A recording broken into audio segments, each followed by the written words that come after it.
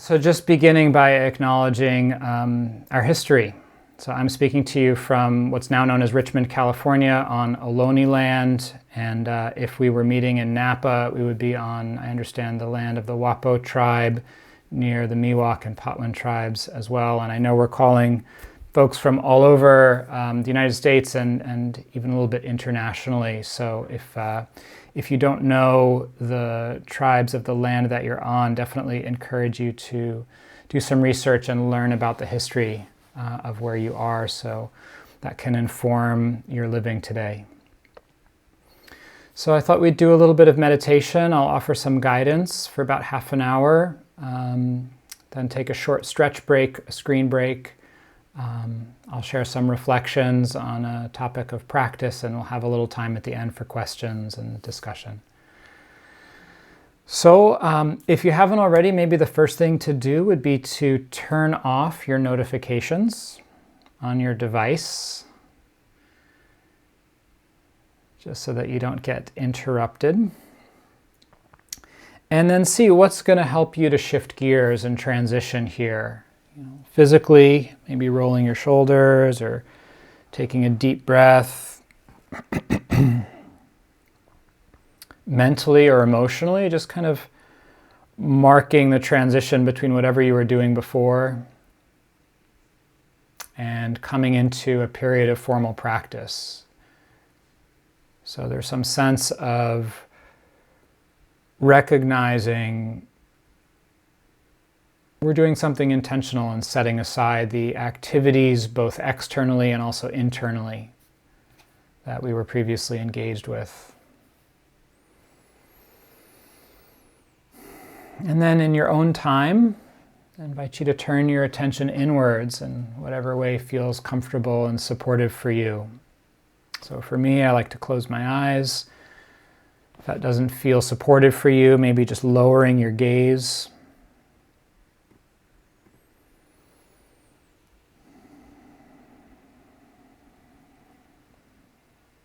And getting a sense of your own body's posture and seeing if there are any adjustments that you want to make so that you can find a position that feels relaxed, comfortable, but that also has some energy, some vitality to it.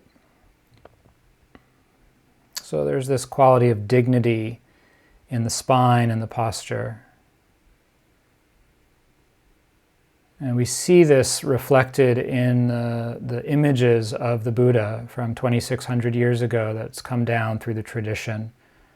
This very balanced, poised posture. The chest is open, the belly's soft. The spine is upright without being rigid. And even if you're reclining, you can still sense the alignment in the spine. Perhaps the softening in the face, the jaw.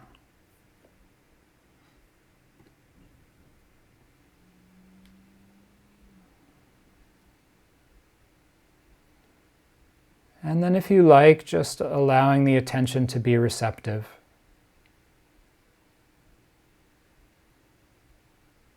Just noticing the quality of awareness that's alert.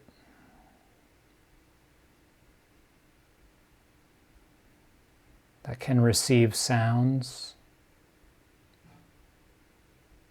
Sound of my voice. Sounds around you, wherever you are.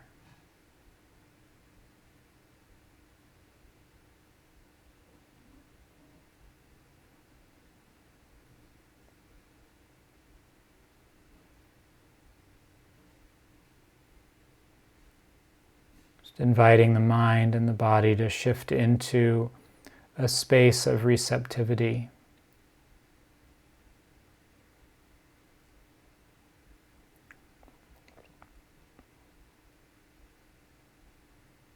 And maybe if you like, just beginning with noticing sounds.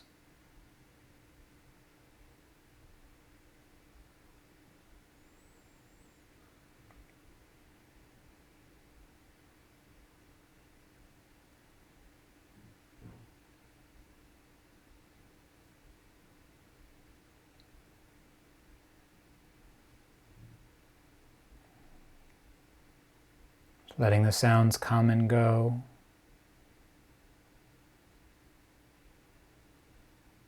Seeing if you can tune into the texture, the music of sound rather than the concept of what you're hearing.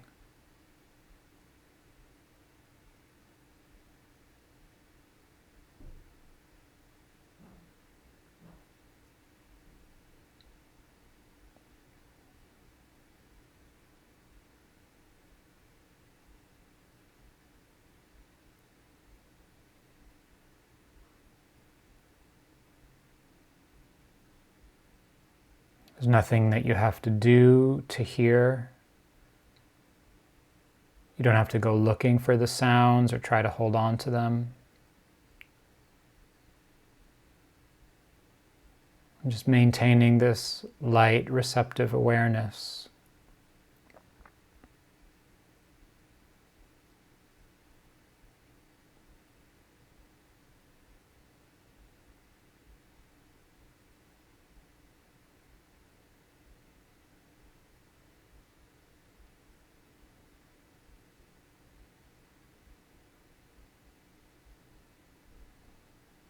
And then in the same way, perhaps feeling the sensations in your hands.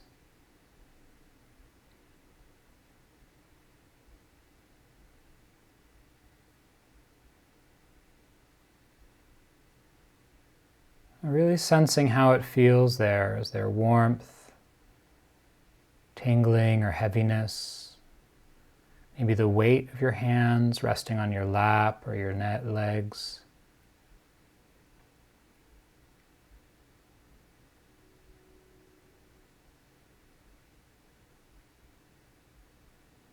And becoming fully conscious of your hands.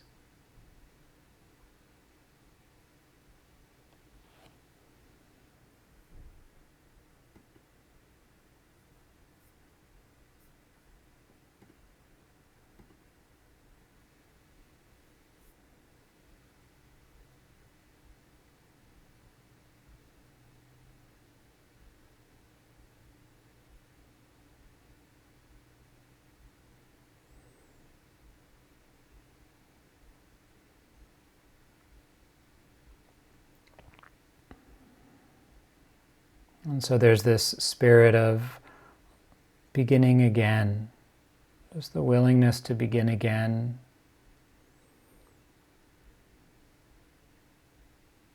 A sense of fresh, open attention.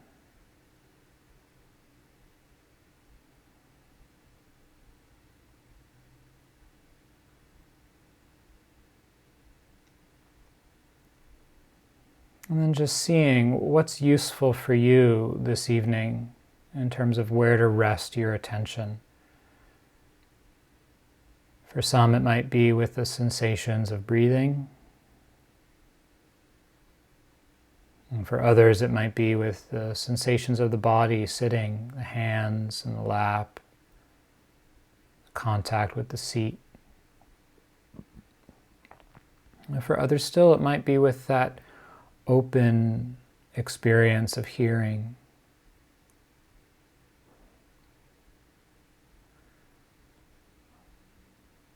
And so the idea is we lean in to the anchor, this home base, someplace to rest. We simplify.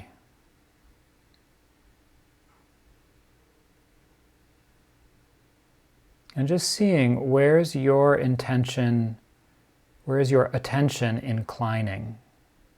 Is it moving towards the breath, into the body, to sound, maybe to the heart, a quality of kindness or warmth? And trusting your own wisdom, your own intuition, and following what's supportive for you this evening.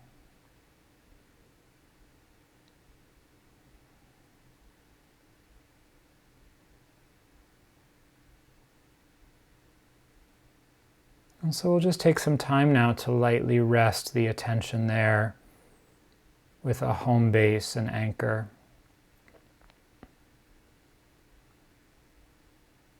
really receiving the felt experience.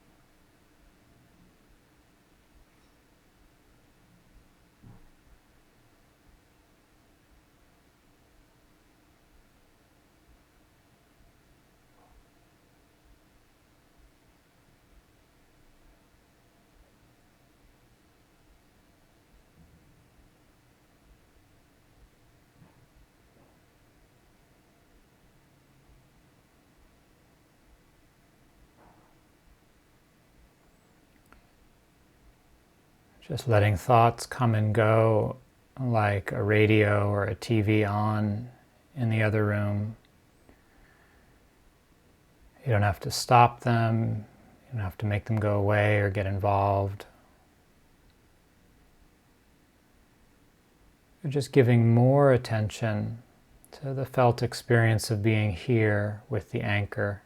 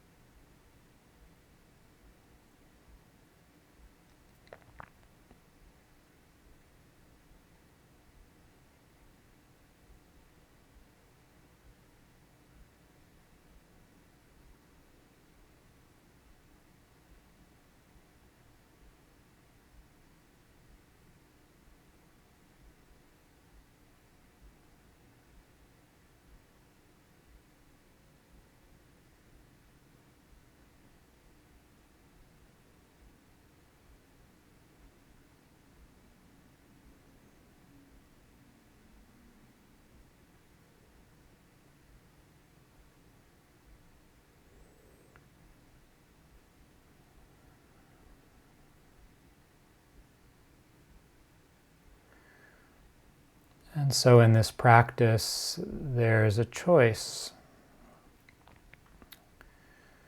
between staying with the method of settling the mind, gathering the attention around one theme, which might be the breath or sound, staying with the anchor. And depending on where you're at, maybe that's what feels most called for, is just setting everything aside and coming back again and again in a really gentle, patient, and loving way. Just receiving that experience one moment at a time and allowing things to unwind and settle on their own, just through this steady, persistent, friendly effort of staying with the anchor.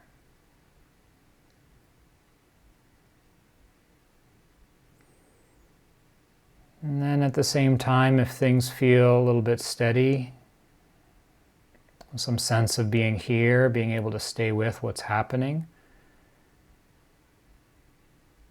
then in Vipassana practice, we start to open the attention to include the rest of our experience. So we let go of the anchor and just allow the attention to be receptive to whatever's predominant, whatever's naturally calling the attention. So you might be aware of the sensations in your feet, the tingling, the contact there. And then there's a sound, you're aware of that. And then a thought. And then the falling of the breath, being with the breath, and then something else arises. And just following the natural unfolding of experience from moment to moment, without needing to pick or choose. No one experience or moment is better or worse than the other. Everything is equally worthy of our attention, of investigation and curiosity.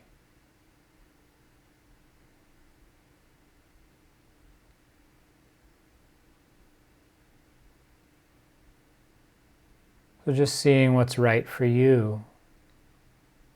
The simplicity of gathering and settling.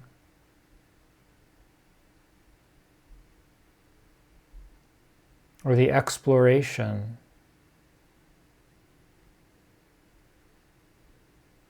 The openness of just falling into the stream of experience, this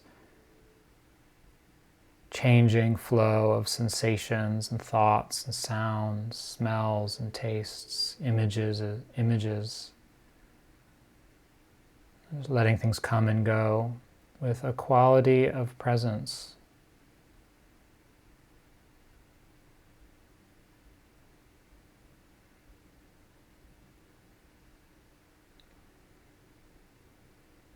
Let's continue to sit quietly like this together.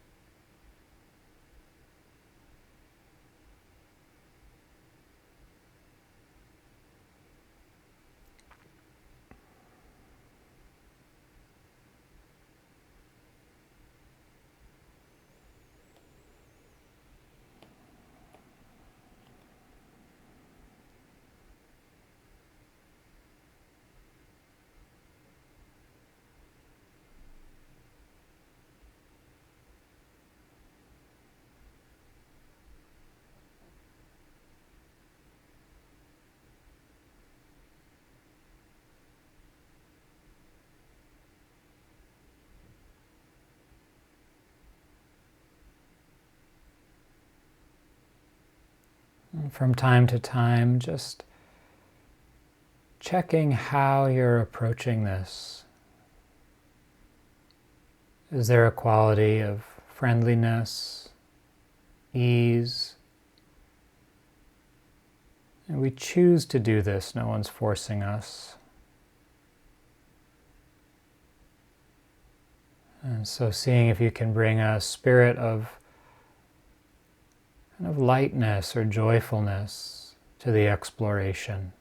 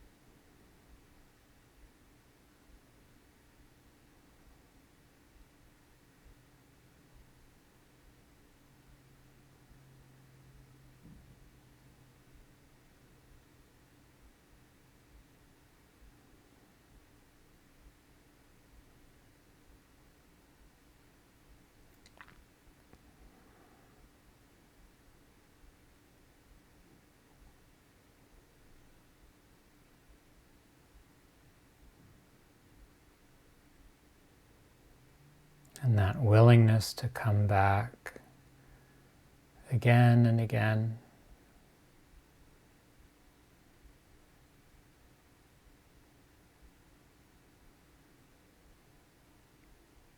To let go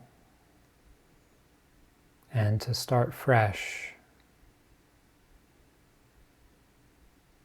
Each moment is new, unknown, uncertain.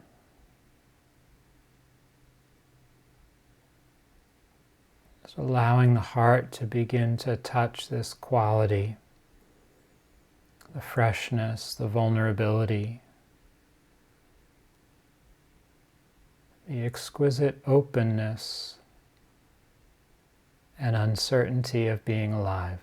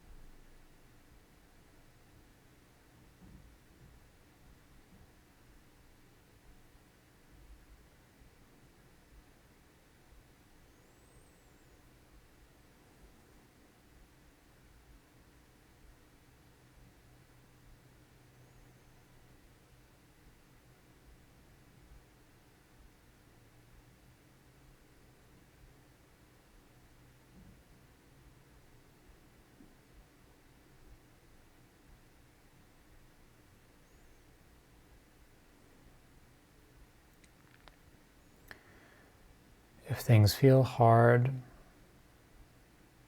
if there's some heaviness, some pain or difficulty that you're struggling with right now, just seeing what's needed.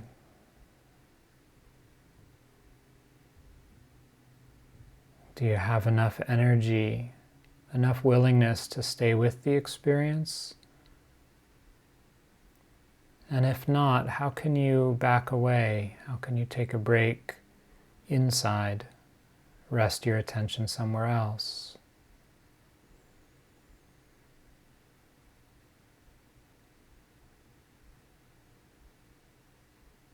Can you bring in some kindness, a quality of tenderness?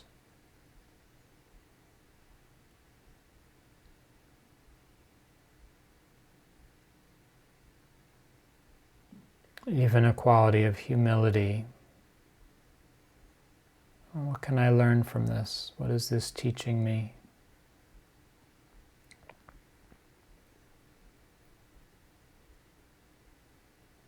And just seeing if you can find your own way into a balanced relationship with that difficulty.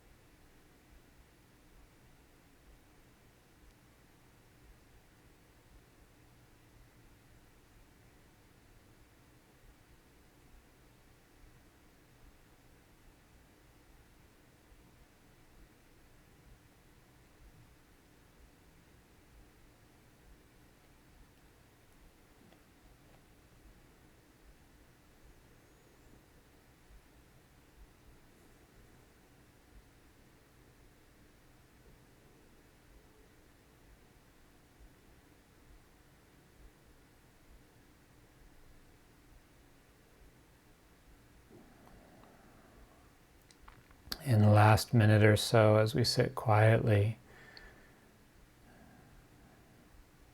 And just invite you to appreciate the effort and energy you've been calling forth.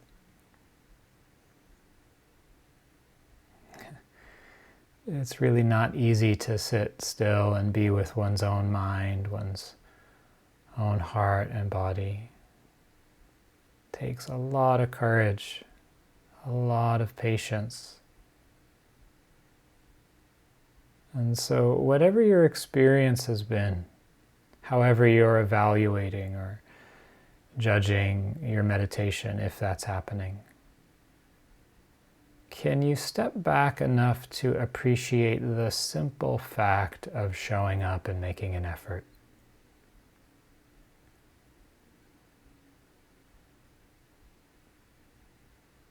See if you can really let that in, even for a moment.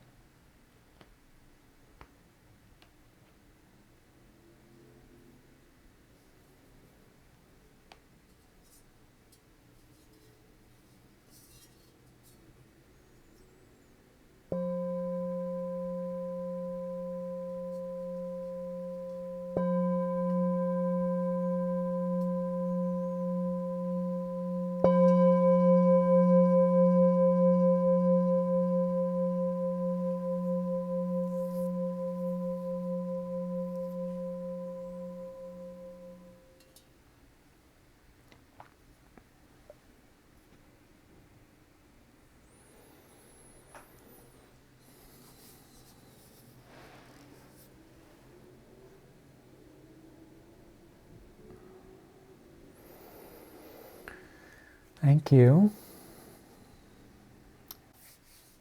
So welcome back, everyone. It's really, someone was thanking me in the chat here, a couple of people actually. It's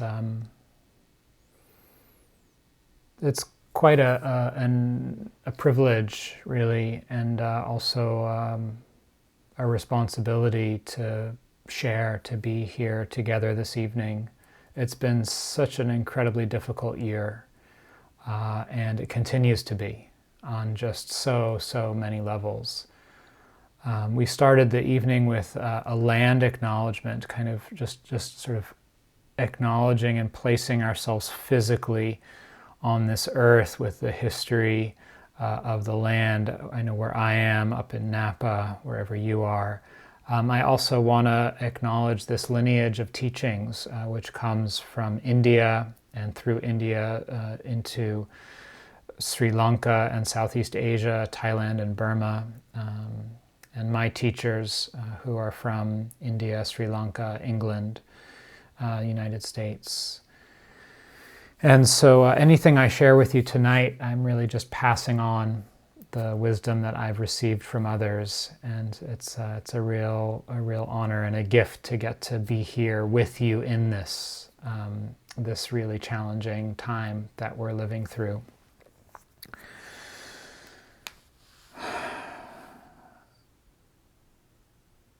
It never ceases to amaze me, these teachings that are 2,600 years old, which arose in a culture and a time that was so dramatically different from ours in so many ways, could still be so relevant.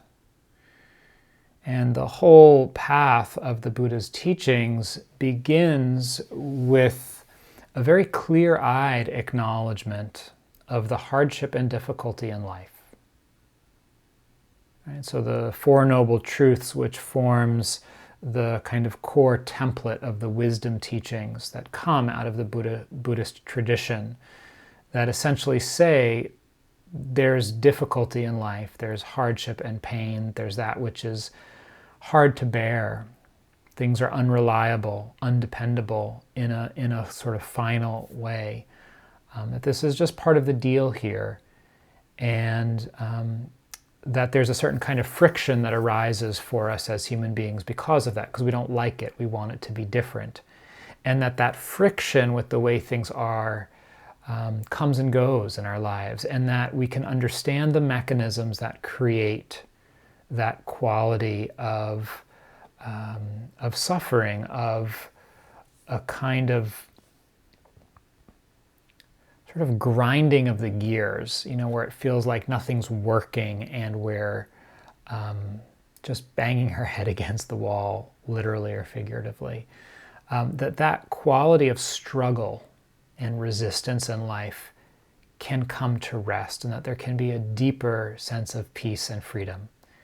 And that's not random, that there's actually a series of steps and practices and trainings that we can undertake in a very clear and focused and deliberate way that lead more and more in that direction of a heart that is at peace and open, of a mind that is clear, and of a consciousness that is sensitive, caring, and responsive to the needs of the world.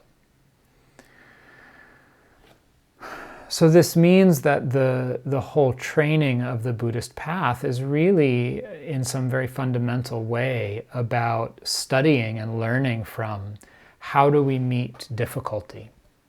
How do we hold and handle the challenges and the hardships in our life? And this year has had no shortage and continues to have no shortage of really difficult, painful things to learn from, to be with.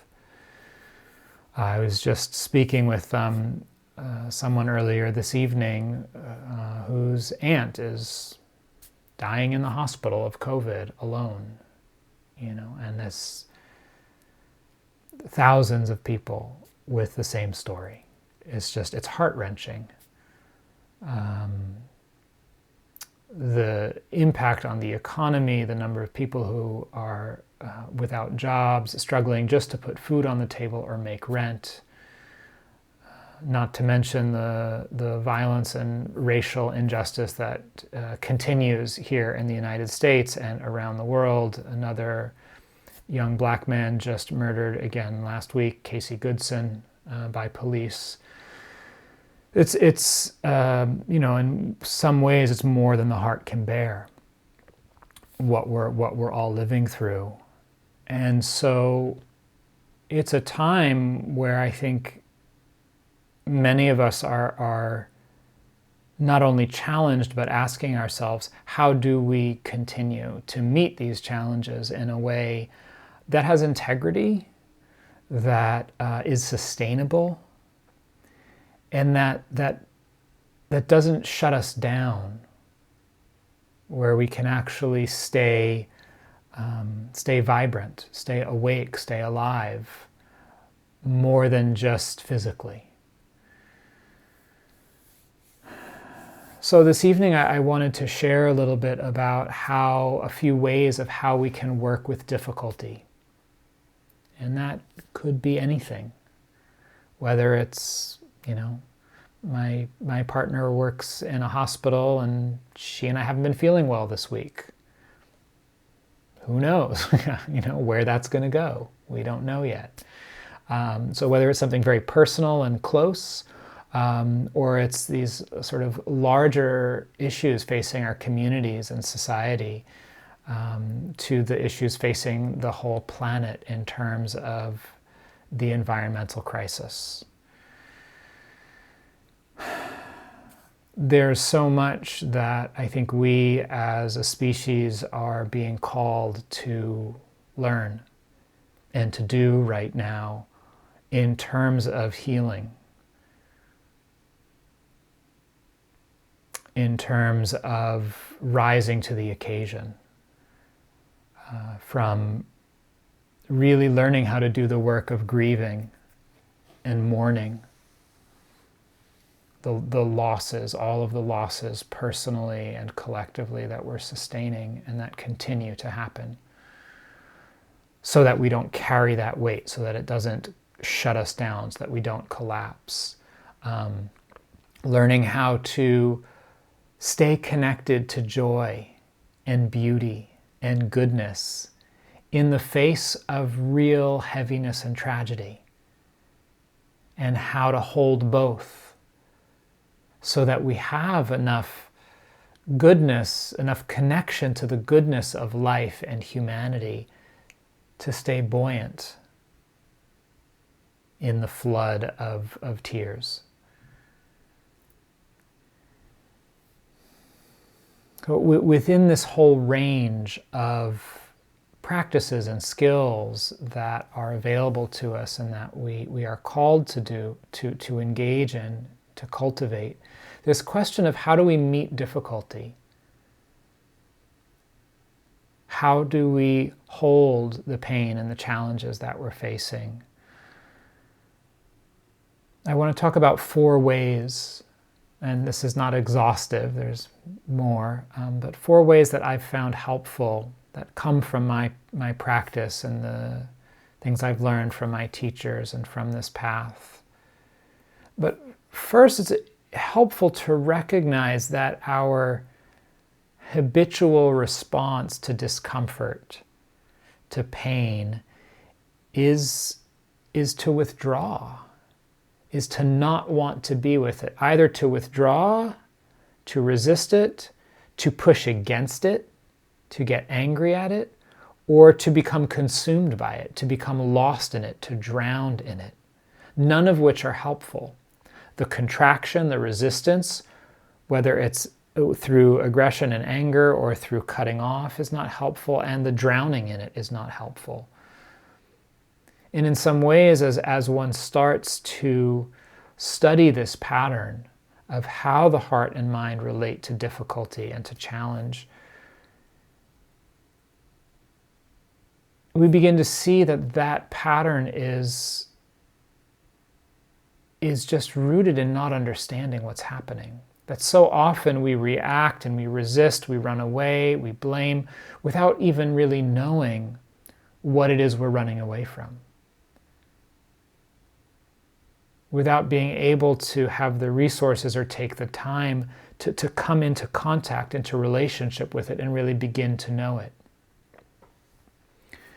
So the first way of working with difficulties that I want to offer tonight is to be honest. To be honest with how we're actually doing, what we're actually experiencing, and to see, can I make some space for this? And so the question here that we can ask ourselves is just very simply, what's happening right now? Can I make space for this? One of the places that many of us, I think, tend to get stuck with spiritual practice is that we can have an assumption or an idea that if I meditate, it'll make this go away. It'll hurt less. I won't feel this bad.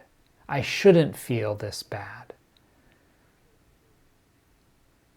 As some of my teachers and colleagues like to say, some things just hurt.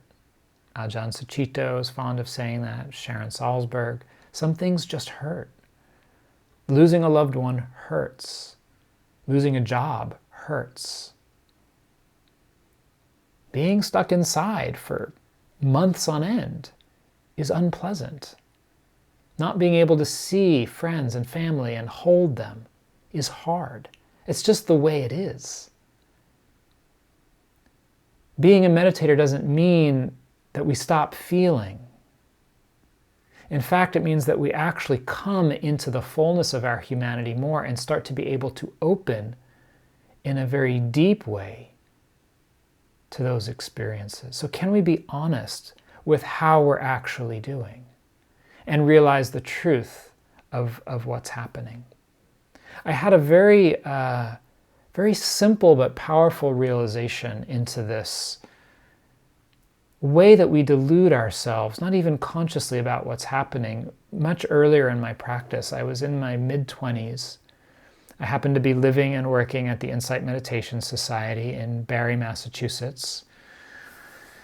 And I was on retreat. I was doing a 10-day silent meditation retreat.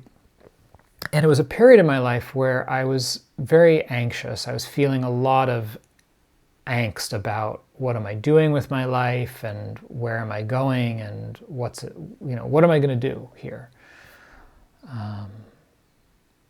And I remember this one meditation, middle of the retreat, not much going on, breathing in, breathing out, mind wandering, coming back, breathing in, breathing.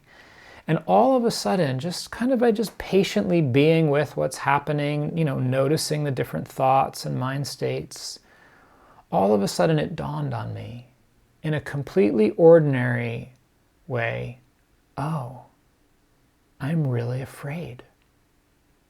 Like, that's what's happening. That's what's been happening for months. I'm scared. And just that recognition, the full acknowledgement and acceptance of this is actually what's happening. There was a shift. I still felt afraid, but that quality of like trying to get away from it or make it work or figure it out or fix it, the restlessness, the shifting, the inability to settle, that subsided with the honest recognition of what was true for me in the moment. So this is one of the most fundamental and essential invitations of the Buddhist path. I was just sitting a meditation retreat with a longtime teacher of mine, Michelle McDonald, who's connected to Vipassana Hawaii. And this one phrase that she said just really, really stuck with me. I've seen it over and over again, not only in my own practice, but in listening to other teachers and colleagues. The insights and the realizations that we have on this path are not these kind of brilliant esoteric awakenings. They're very basic human understandings. And what she said was, the more honest you are, the more you will progress in this practice. So can we be honest with ourselves? What's happening now? The teacher and British American monk Ajahn Sumedho, who founded the Western lineage of the Ajahn Chah Thai forest tradition, his phrase for this is, it's like this. Another way of coming into the honest acknowledgement of what's happening. It's like this now. And what would it be like for all of us, kind of on such a broad level, to take in, it's like this now?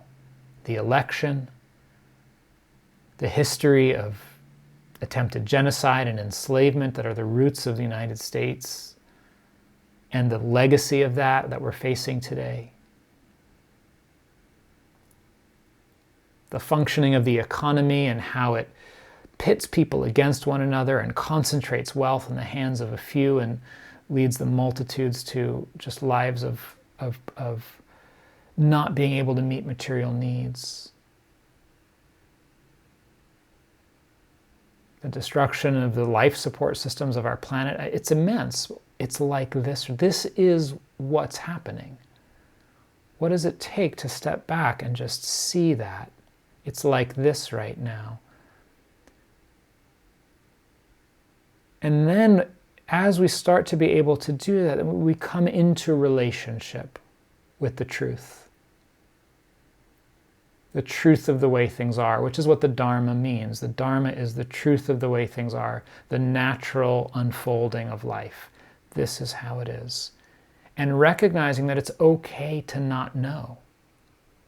It's okay to not know what to do about it, how to respond to it, how to hold it, how to make sense of it. It's okay to not even know if our perception is 100% accurate and say, I'm not sure. It seems like this right now. So this is the first invitation, is to be honest. What's happening right now? Ask ourselves that question. The next question to ask is, can I be with this? Do I have the resources to come into relationship with what's happening? This is very important. Because the second way of dealing with difficulty, which is often counterintuitive, is to back away, to take a break.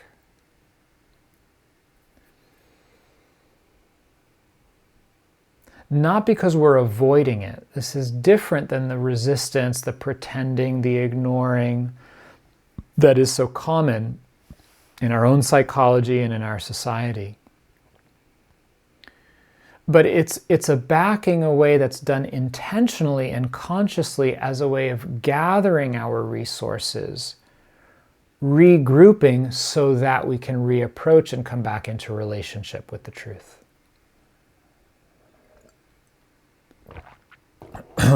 And this is a radical move. So much of modern kind of Western capitalist imperialist society is based on force, is based on overriding the forces of nature, natural limits,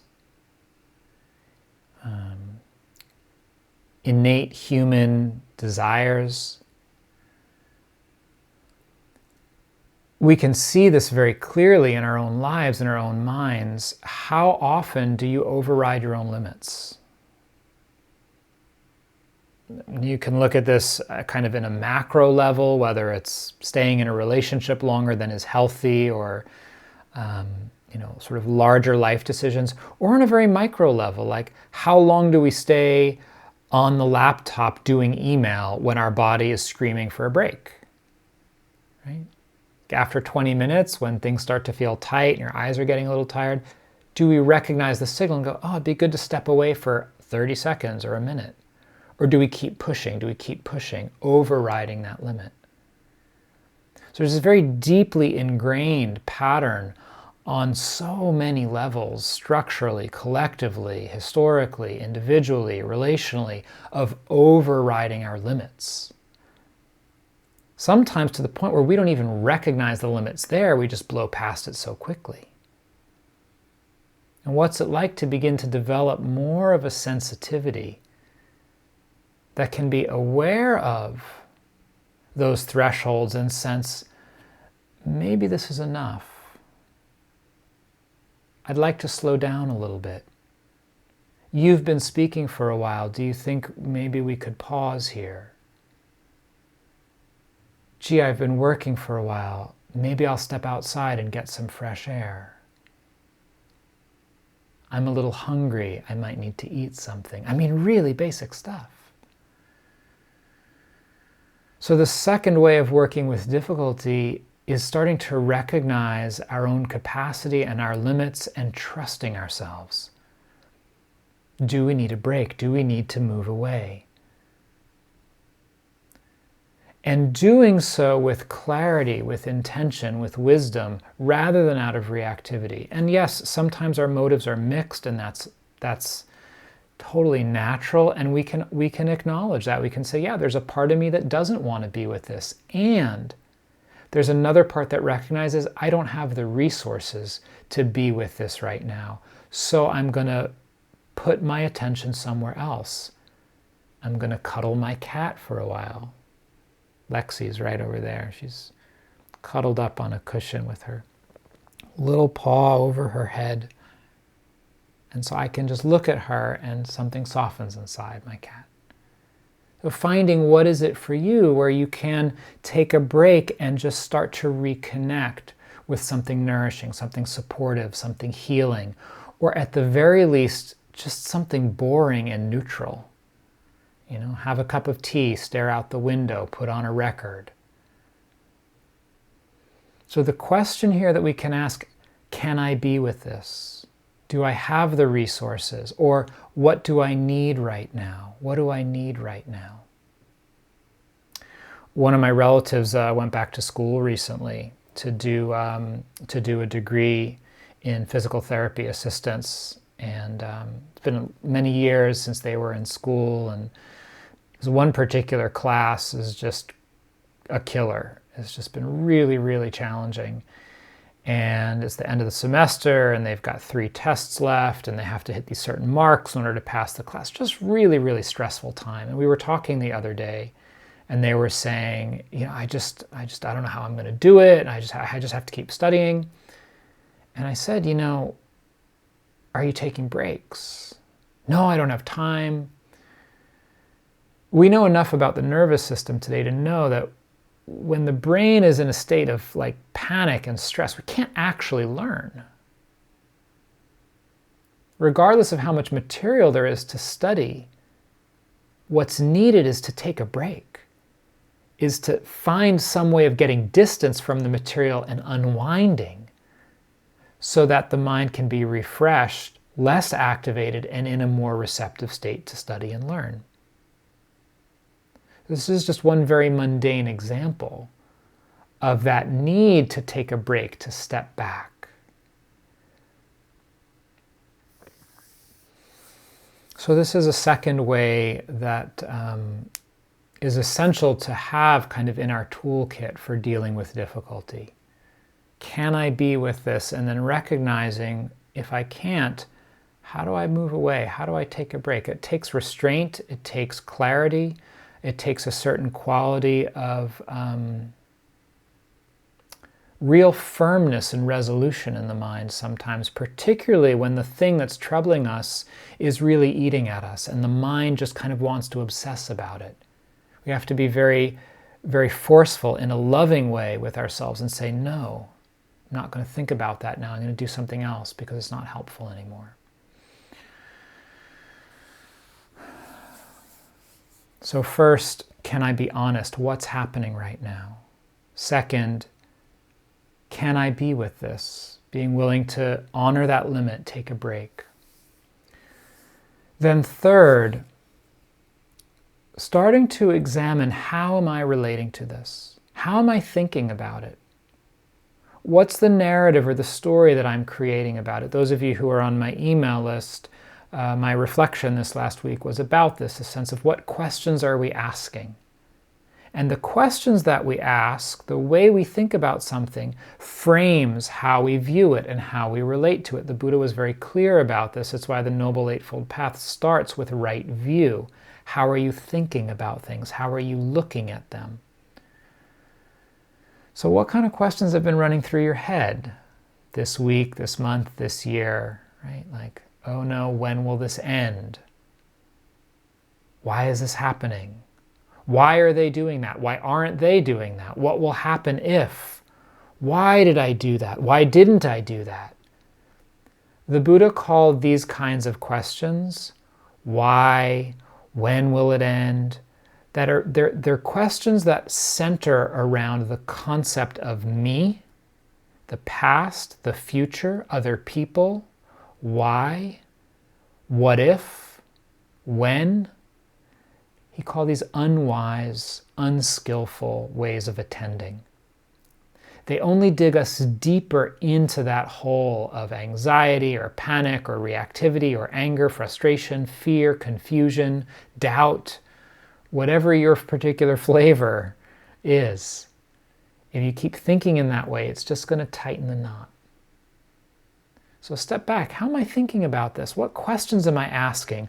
What is the mind doing in how it's relating to and framing this difficulty? And then beginning to see, is there another way of relating that's more helpful? And the Buddha called this wise attention.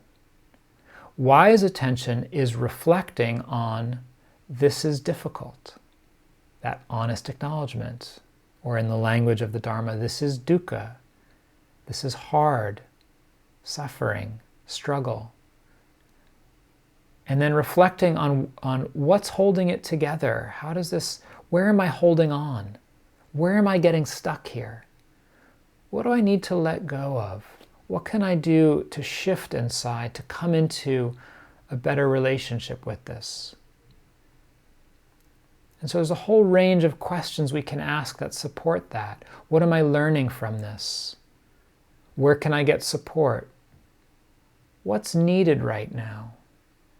What qualities would help me to find balance with this? You see how that's such a different kind of question than why is this happening? When is it going to be over? Whose fault is it? Why aren't they? Why did I? Why didn't I? When will I? No, what's needed? How can I find balance with this? What have I been through before that could have some clue to show me how to approach this? These are wise questions. They're wise because they bring us into right relationship to what's happening. They invite our heart and our awareness into a quality of meeting and investigating. Like, how do I hold this? We know how to hold a glass because we've held it before.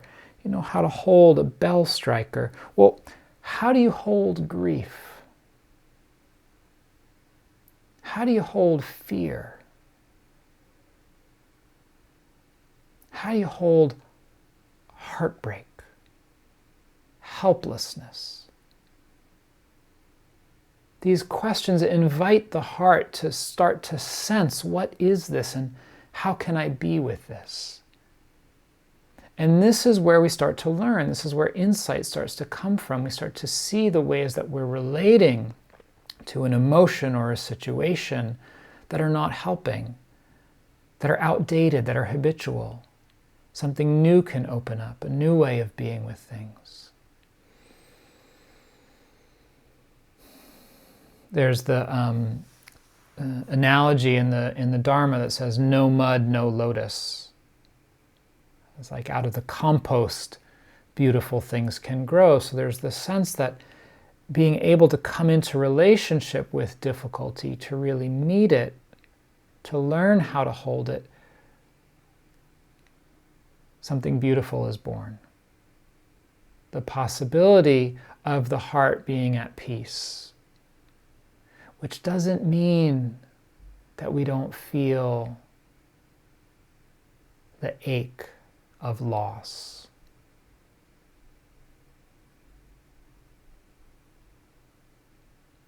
Or the tremble of fear and uncertainty.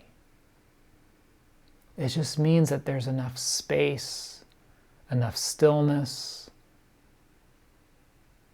enough poise and balance to be with all of that without getting thrown off.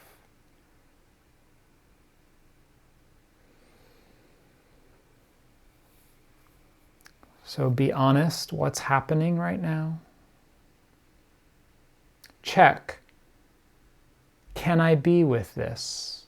Do I have enough resources? Am I starting to get overwhelmed? And if so, be willing to move away. Honor that limit. Take a break. Redirect your attention. Third, how am I thinking about this? How am I relating to it? What's the mind doing? Am I asking helpful questions? And if not, what questions can I ask that are going to start to bring me into a better relationship with this? And then last, and perhaps most importantly, can I be kind? Just inviting a quality of tenderness, recognizing that I'm doing the best I can with what I have. So part of coming into relationship with these difficulties means softening the heart, calling up some quality of tenderness for oneself, for others, just for recognizing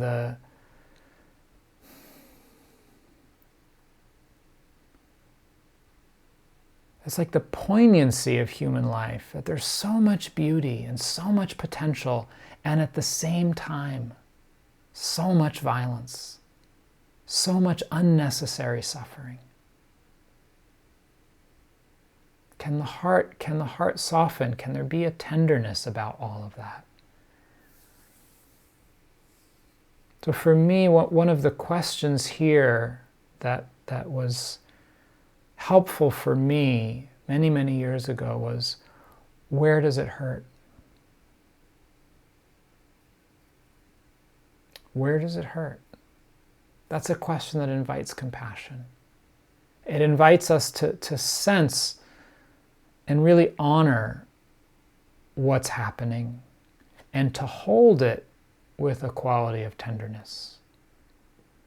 As one of my first teachers used to say, it's okay to not be okay. It's a man by the name of Godwin Samararatne, a very beautiful Sri Lankan man, one of my first teachers. And when I met him, I was 19 or 20. I was in India, far away from home, and I was feeling really homesick, feeling really lonely.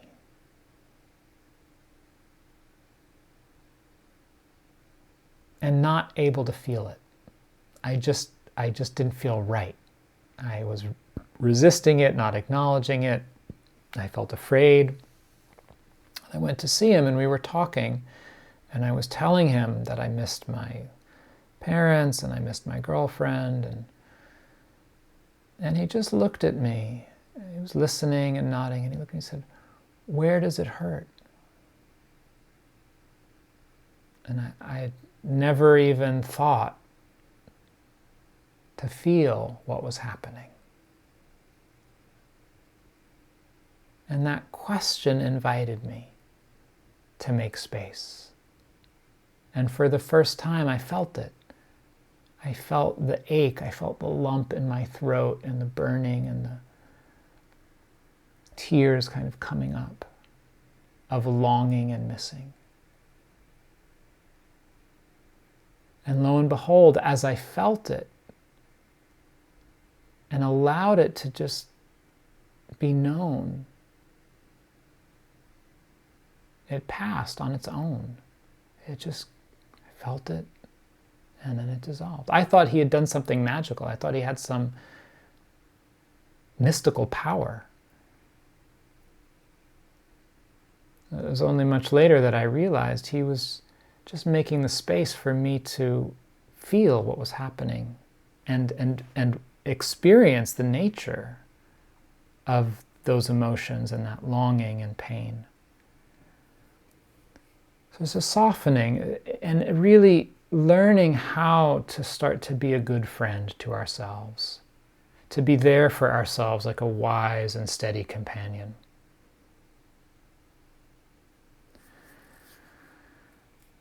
So I hope that some of this can be useful for you as we move together through these challenging times, and to remember above all else that you're not alone, that we're all in this together. So thank you so much for your kind attention. It's an honor to be here together and share. So we have a little bit of time. If there are questions, happy to respond. And so you can feel free to put those in the chat to me or to virtually raise your hand, and we'll see. So Anita, I see you. Holly is also written in here. Okay, thank you, Holly. Yeah, Anita, let's hear from you, please. See if you can unmute yourself there.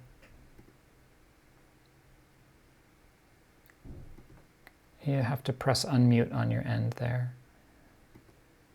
Not working, huh? Why don't you try typing your question in the chat, Anita? There you go. Actually, there it goes. Great. The reason I raised my hand instead of asking a question is because I have a very profound observation based on what you were saying, and it's speaking to me very deeply right now. I'm in the process of, my husband died a couple of months ago after a long illness. And I'm in the process of doing a lot of the after stuff, the work and the paperwork and the calls, and I have files and files of everything that I need to do. And I was feeling the last several days, I haven't been sleeping as well. And I was feeling extremely afraid, I think, of not being able to take care of everything. And as well as sad, lonely, and other things. But I think it was this morning, it's just serendipitous that you would talk about this now. This is really helping me understand. But I did give myself permission, without necessarily understanding what I was feeling, to say, what would happen if I didn't take care of all of this right now? Mm. And I decided that what you said about stepping back, and I thought, okay, I can just not stress over this. I can push some of it aside, and take care of what I can. And there was a real sense of relief. Great. That it doesn't mean that it's gone. No. Yeah. So thank you for putting all that in this 1, 2, 3, 4. Great. Thank you. You're welcome. I'm so glad, Anita. And yeah, it sounds like you're really kind of recognizing that limit there and asking a wiser question to come into a different relationship with it. Yeah, I'm just appreciating the thank yous in the chat here. I'm so glad that it sounds like my reflection spoke to some of you, and that brings me a lot of happiness to know that. Yeah. I do want to emphasize again the sense of community and coming together being really important, and this tendency, our societal, dominant societies focus on individualism is kind of compounded by the social isolation of COVID right now. And so being able to get together in virtual spaces like this and, to see each other on the Zoom and gather is really, really important, as is staying in touch with friends and being able to reach out and just connect. So for those who would like, I'll also be teaching again on Sunday morning this weekend with Sangha Live. And I'll probably speak about communication with family members as we approach the holidays. So you can find all the information for that on my website, which I'll put in the chat there. Anything else? Any other questions that have come up from either from the talk or just from your meditation practice? Could be from the guided meditation that we did. I'm really happy to hear any kind of questions that might be present for you, and see if I can offer anything that would be useful. And if not, we can also end early. I know it's very late for some folks. Rachel has raised her hand. Oh, great. It helps if I actually look at the screen, huh? Rachel, hi, let's hear from you. Hi, thank you so much, Oren. This was great. I just laid on the floor and cried. It was wonderful. In a good way. Yeah. I really appreciated what you said about feeling into things and overriding limits, which I'm so great at, overriding the limit part. Mm-hmm. I run into this problem where I don't even feel what's happening in my body, and I end up even just injuring my shoulders, or getting because I'm a remote worker and I work on the computer. Yeah. And I'm wondering if you can speak to that from a meditation and mindfulness perspective. So overriding physical limits and how to start to shift some of that, sure.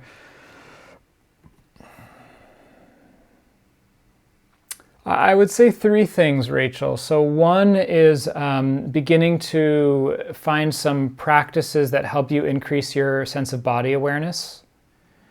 And there's a really wide range, right? Whether from yoga to Feldenkrais to just even doing PT exercises with a quality of mindfulness, dance, massage. It's really very body scan, but find a practice that works for you to start to become more aware of your body, and set that as a long-range practice, something that you're going to do in an ongoing way, a little bit at a time for many months. That's one. 2, important to work with intention. So really find the place inside that wants to do this differently and that really cares for your body and your sense of well-being. And find some way of representing that or languaging it to yourself. So it could be an image, it could be a stone, it could be a poem, it could be just a short phrase that comes to mind, right? And every day when you sit, so and then this is kind of moving into the third piece. So the third piece is to integrate rituals and structures into your workday.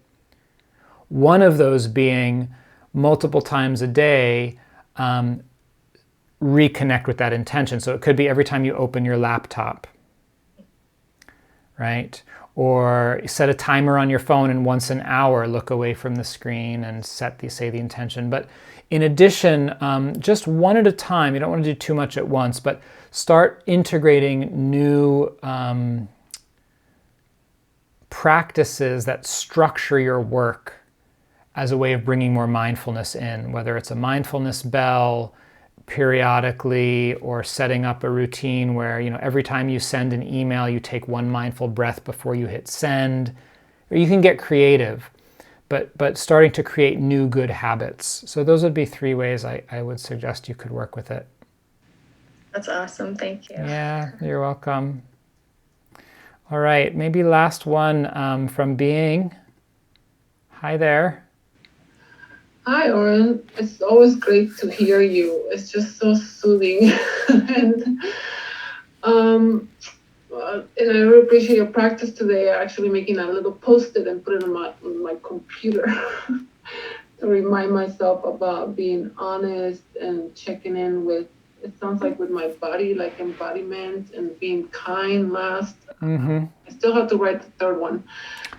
Because I find that I could be hard on myself, and mainly because of that wounded child. And I have found myself crying lately, even though I took a trip to the national parks, Pinnacles, Joshua Tree, and I just had to leave, and I was spending 2 months decluttering my life, because I felt like I needed that, and even the box of my memories, of my photos. Even touch it. And once I did that, I just went away. For a whole week. After being, with the fires and everything, I couldn't take a real vacation break because all my vacation favorite sites were getting burned. And finally ended up going to this amazing national parks, and I needed nature. And I came back so much more energized. But I noticed I came back more on a crying mode. Yeah. I don't know why, but sometimes that happens, when we relax a little bit and unwind, some of the emotions come up to the surface. Yeah. I'm glad you were able to get some time away. Did you just want to share a little bit about that Being, or was there also a question you had? Well, I'm making my post-it. I have honesty, which I really like, being honest with me, my inner child, checking in. And what was the third one? So the third one is, how am I relating to this? What are the thoughts that I'm telling myself about this? For example, when is this going to be over? Why is this happening? Why did they do that? Or it's my fault. So just see what are the thoughts? How am I relating to this? And then if they're not helpful, look for a different way of thinking about it or a different set of questions to ask that's going to be more skillful. Okay. Great. Thank you. You're welcome. Well, my friends, I think we're at the end of our time. It's been a real pleasure to be here and share the time and see so many of you. Mike, thank you again to you and the folks at Napa Insight for inviting me, and I hope to see all of you again down the line, maybe on Sunday morning for the Sangha Live session. Yeah, thank you so much for visiting, Oren. And just for our participants, if you check the chat, once more, there's a link to offer support for Oren and his teachings. All right. Take care, everyone. I'm just going to scan the chat here for a minute because I saw there were some more messages I didn't get to see. If we can also unmute the line so folks can say goodbye if you want. Thank you, Oren. You're welcome. Take care. Bye. Thanks so much. Bye, Aaron. Thanks, everybody. Thank you. Thank you. Thank you, Oren. Thank you. You.